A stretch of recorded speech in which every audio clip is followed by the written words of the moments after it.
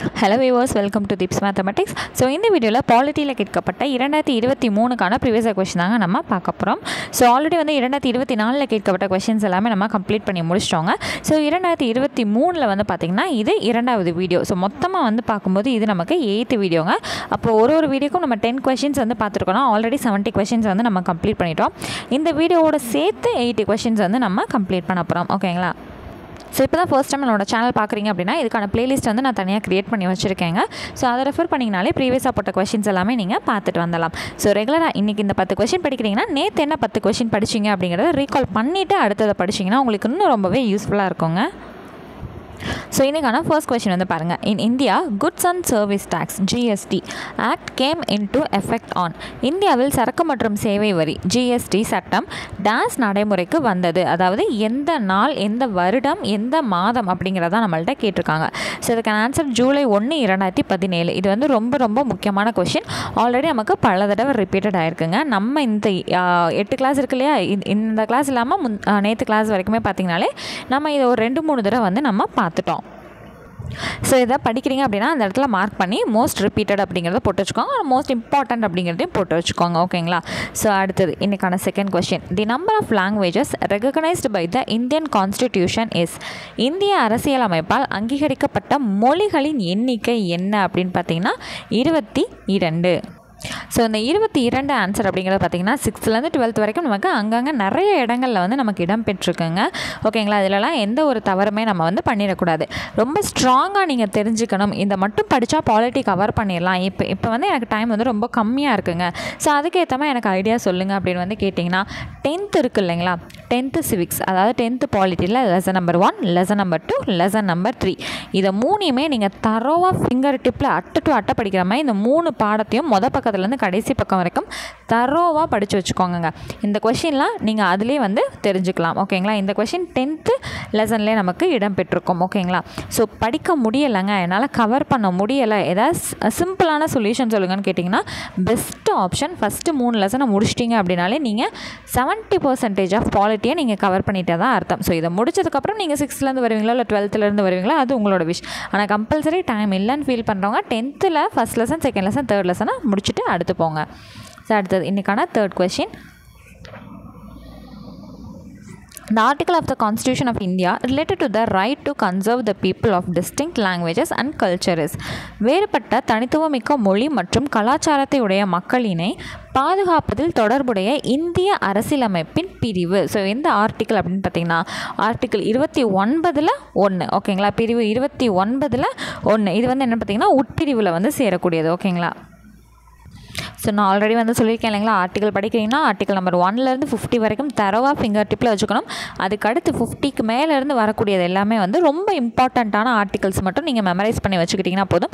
Compulsory 50 articles வரையும் தெளிவாக படித்து வச்சுக்கோங்க. ஸோ அடுத்த question. What was the first name of the all India court established under the act of 1935. இந்திய அரசு சட்டம் 1935 படி தேசிய அளவில் நீதிமன்றமானது நிறுவப்பட்டது. அதன் பெயர் யாது? ஸோ இது வந்து பார்த்திங்கன்னா ஆப்ஷன் சியில் இருக்கக்கூடிய இந்திய கூட்டாட்சி நீதிமன்றம். ஸோ இதில் வரக்கூடிய இந்த இயர் அப்படிங்கிறதுமே நமக்கு என்னென்னு பார்த்தீங்கன்னா ரொம்ப முக்கியமானது. இந்த ஆன்சர் எவ்வளோ முக்கியமோ அதே போல் இந்த இயரும் வந்து நமக்கு ரொம்ப முக்கியங்க. ஸோ தெளிவாக படித்து வச்சுக்கோங்க. ஸோ அடுத்தது article 263. Article 263 contemplates the establishment of an interstate council to. அரசியல் சட்டப்பிரிவு 263 மாநிலங்களுக்கு இடையேயான குழுவை உருவாக்கியதன் நோக்கம். ஸோ நோக்கம் வந்து 4 ஆப்ஷன் கொடுத்துருக்காங்க. என்னென்னு பார்த்துட்டு ஆன்சரை பார்க்கலாம். Effect coordination between the states and between center and states. Coordinate the planning activities of various states. Divide the revenues between the center governments and the state. Enable development of trade. அப்படி தமிழில் பாருங்கள். மாநில அரசுகளுக்கு இடையிலும் ஒன்றிய மற்றும் மாநில அரசுகளுக்கு இடையிலும் வலிமையான ஒத்துழைப்பினை ஏற்படுத்தி ஒருமைப்பாட்டை வலியுறுத்த. ஆப்ஷன் பி பல்வேறு மாநிலங்களின் திட்ட செயலாக்கத்தை ஒருங்கிணைக்க. அடுத்தது மத்திய மாநில அரசுகளுக்கு இடையே வருவாயை பிரித்தறிய. அடுத்தது வணிக மேம்பாட்டிற்காக. நமக்கு கேட்கப்பட்ட கேள்வி என்னதுங்க, இந்த ஆர்டிக்கிள் மாநிலங்களுக்கு இடையான குழுவை உருவாக்கியதன் நோக்கம் என்ன அப்படின்னு வந்து பார்த்தீங்கன்னா 2 சைடுமே வந்து அந்த ரிலேஷன்ஷிப்ஸை வந்து ஸ்ட்ராங் பண்ணுறது, அதாவது வந்து எந்த ஒரு சச்சரவும் இல்லாமல் ஒரு ஒருமைப்பாட்டை வந்து கோருவதற்கான ஒரு நோக்கம் தான் இது. ஓகேங்களா? அப்போ என்னங்க வரும்? Effect coordination between the state and between central and states.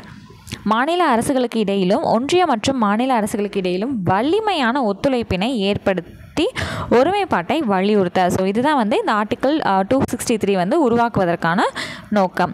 அடுத்தது, கன்சிடர் த ஃபாலோயிங். கூற்றுகளை கவனிக்க. Ashok Mehta committee, LM Singhvi committee, Balwantrai Mehta committee.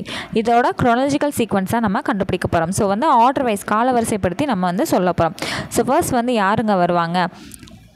Balwantrai Mehta committee வந்து வரும். அடுத்தது பார்த்திங்கன்னா அசோக் மேத்தா கமிட்டி. அடுத்தது LM சிங்வி கமிட்டிங்கிறது வரும். ஸோ ஃபர்ஸ்ட் ஒனுக்கு வந்து என்னங்க வருது? 3, செகண்ட் ஒனுக்கு 1, தேர்ட் ஒனுக்கு 2. அப்போ 312ங்கிறது நம்மளோட ஆப்ஷனாக வந்து வருது. குரோனாலஜிக்கல் ஆர்டர் படி 312 ஆப்ஷன் ஏ தான் நமக்கு சரியானது. ஸோ அடுத்த question, which of the following articles provide the impeachment of the president? பின்வரும் எந்த விதிகள் குடியரசுத் தலைவரை பதவி நீக்கம் செய்ய வழிவகுக்கின்றது? ஸோ எந்த ஆர்டிக்கிள் மூலமாக குடியரசுத் தலைவரோட பதவியை வந்து நீக்கலாம் அப்படின்னு பார்த்தீங்கன்னா, ஆர்டிக்கிள் 56ல் 1, அதுக்குள்ளே இன்னொன்று வந்து என்னென்னு பார்த்தீங்கன்னா பி. ஓகேங்களா? 56ல் 1ல் பி. ஓகேங்களா? அடுத்தது 61. ஸோ இது ரெண்டுமே எதுக்கு நமக்கு யூஸ் ஆகுது அப்படின்னு பார்த்தீங்கன்னா, குடியரசுத் தலைவரோட பதவி நீக்கத்துக்காக நமக்கு யூஸ் ஆகுது. ஸோ ஆர்டிக்கிள் 56 1ல் பி, அடுத்தது 61ங்க. ஸோ அடுத்தது இன்றைக்கான 8th question, which article enumerates fundamental duties in the Indian constitution? இந்திய அரசியலமைப்பில் எந்த விதிகளில் அடிப்படை கடமைகள் கொடுக்கப்பட்டுள்ளன? ஸோ அடிப்படை கடமைகள் அப்படிங்கிறது வந்து ஆர்டிக்கிள் 51ல் ஏ அப்படிங்கிறது வந்துடுங்க. ஸோ இது வந்து பார்த்திங்க அப்படின்னா பகுதி 4 அப்படிங்கிறத வந்துடும். ஸோ பார்ட் 1 அப்படிங்கிறது வந்து நமக்கு ஒன்றியம் வந்தது வந்துடுங்க. பார்ட் 2ங்கிறது வந்து குடியுரிமை பற்றி வந்துடும். பார்ட் 3 வந்து DPSP வந்துடும் இல்லைங்களா? ஸோ பகுதி 4 அப்படிங்கிறத நமக்கு என்ன வந்துடும்? அடிப்படை உரிமைகள் அப்படிங்கிறது வந்துடும். அடிப்படை கடமைகள். கரெக்டாக தப்பாக சொல்லியிருக்கேன் பார்த்தீங்களா? ஸோ பார்ட் 1 வந்து ஒன்றியம், பார்ட் 2 வந்து என்னங்க வரும்? குடியுரிமை வந்துடும். பகுதி 3 அந்த பார்ட் 3 வந்து என்ன வந்துடும்? நமக்கு அடிப்படை உரிமைகள். ஸோ இந்த இடத்துல வந்து கொலாப்ஸ் பண்ணி விட்டேன், சாரிங்க. ஸோ பார்ட் 3 வந்து என்ன வந்துடும் பார்த்தீங்கன்னா அடிப்படை உரிமைகள் வந்து வந்துடும். பார்ட் 4 தான் நமக்கு என்னதுங்க? DPSP. அந்த பார்ட் 4ல் ஏ வந்து நமக்கு என்ன வரும்னு பார்த்தீங்கன்னா அடிப்படை கடமைகள் வந்து வந்துடும்.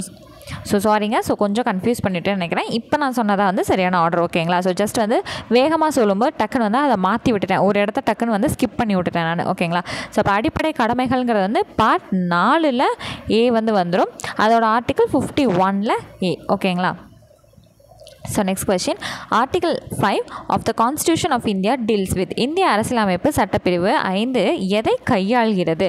ஸோ சட்டப்பிரிவு 5 வந்து எதை இது பண்ணுதுன்னு பார்த்தீங்கன்னா இந்தியன் சிட்டிசன்ஷிப், இந்திய குடியுரிமை. ஸோ பகுதி 2 இருக்குது இல்லைங்களா? ஸோ பார்ட் 2ல் வந்து 5லேருந்து 11 வரைக்கும் நமக்கு இந்த ஆர்டிகல்ஸ் எதை வந்து டிஃபைன் பண்ணுறாங்க அப்படின்னா இந்திய குடியுரிமையை பற்றி வந்து நமக்கு சொல்கிறாங்க. ஓகேங்களா? ஸோ இன்றைக்கான கடைசி question, the enactment of right to information act in India is supposed to inculcate a sense of. இந்தியாவில் தகவல் அறியும் உரிமை சட்டத்தால் மக்களிடம் உருவாகும் என எதிர்பார்க்கப்பட்ட உணர்வு என்னன்னு பார்த்தீங்கன்னா சமூக உட்சேர்க்கை. ஓகேங்களா? ஸோ இன்றைக்கான 10 கொஸ்டின் வந்து நம்ம கம்ப்ளீட் பண்ணிட்டோம். ஸோ நெக்ஸ்ட் கிளாஸில் வேறு ஒரு 10 கொஸ்டினோட மீட் பண்ணுறேன். தேங்க்யூ.